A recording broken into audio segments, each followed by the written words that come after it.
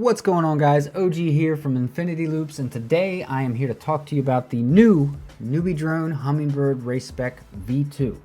So I really liked the first version of the Racespec, so I was really excited to see this one come out. I was hoping they made some improvements, and it definitely looks like they did. Spec-wise, they 100% did. Pretty much everything on this flight controller has been updated. There's a new MCU, there's a new gyro, updated ESCs, which are now 18 amps instead of the 12 amps on the original. Updated VTX, which now has the SmartMax VTX, just like the Hummingbird V4 bind and fly. But to be honest, for a Whoop that's built kind of like a out-of-the-box racer, I'm not really sure why the SmartMax was necessary, because you're never really going to be using anything beyond 25 milliwatts. But it's also cool to have, to be able to crank that power up and just send it long range at an event or whatever you want to do with it. Another change is they have went from the old SPI ELRS to the UART based ELRS with the ceramic patch antenna on the flight controller. So I'm hoping that gives a little bit more solid and stable connection without any of the little micro fail safes and stuff that I've gotten in the past. Overall, I'm very excited about it. We've got the BI V2 camera, which I flew on the Hummingbird V4, and I did like it. I didn't see a huge kind of change over the original BI, but I've always been a fan of that camera, so that's okay with me. The V2 was pretty good as well, and I'm pretty excited to see it more in a dark basement with the LEDs going and kind of see how it handles that light versus some of the other cameras I've flown recently. Along with the new BI camera, they did slightly update or refine the camera mount that was in the original Racespec. Now, it's still adjustable. It still is the same basic kind of style of camera mount that a lot of these more race-inspired bind and flies are going to, but it looks like they kind of shaved a few little things off of it, probably just to knock down the weight a little bit, and we'll see how it goes. Now, speaking of weight, if you look around on this flight controller, you might be wondering where the heck is the USB connection? How do I plug this thing into Betaflight? So they've actually removed that from the board, and in the box with this bind and fly, you get this little 4-pin adapter that has a USB-C connection, and these 4 little pins just slot down into the top of the flight controller, into the 4 pins there, and then you plug your USB in, you're good to go. Before you do that though, make sure you install the recommended driver from NewBeeDrone so that you have no connection issues between the Whoop and Betaflight. I'll leave a link in the description for that driver below. It was very easy. It just brings you to a Dropbox, download the Dropbox file, extract the file, and everything's good to go. Last but not least, I do want to make mention of, just like the original Hummingbird Racespec, this does have the A30 battery connector on it, which I am so glad to see. After the PH2 on the Hummingbird V4, I was hoping that that was going to be the last we've seen of it, and when I got this in my hands and made sure that it was the A30, I was excited. So real quick, directly to NewBeeDrone, you have A30s, you can put A30s on bind and flies. Please keep putting A30s on bind and flies. There's no need to not have this on anything else 1S that you put out in the future. So from myself and Infinity Loops and the community, please, let's stick to the A30. It's so much better. So that being said, I'm just going to go ahead and set up a track.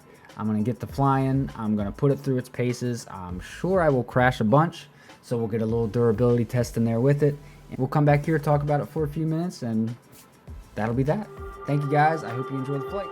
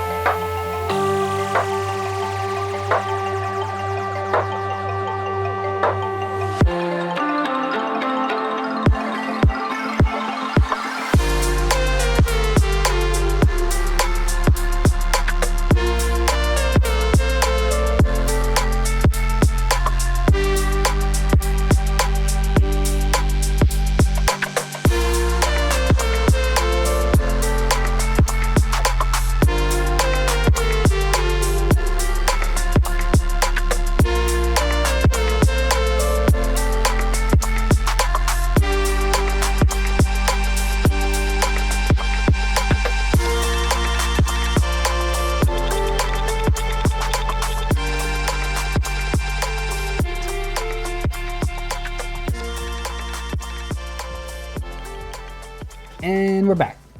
So I have put a good amount of packs through this thing now, and as expected, flies really well. It's got tons of power, absolutely ridiculous amount of power. It's 16 gram Whoop with 30,000 kV motors. As expected, it has some pep. I actually had to limit the motor output a little bit just flying around in my basement. I got pretty low sealants here, and it's a tight track, and I just wanted to have a little bit more throttle resolution on it. And durability wise, like I said, I've crashed it a bunch and flown it for several days, and it's still in one piece. It's good to go. The one weak point that I will say is a pretty common weak point with NewBeeDrone Whoops, and that is the props are not really my favorite. They're a little too flexible, which while they won't break and leave you stranded where you got to get up and do the walk of shame, they do bend pretty easily.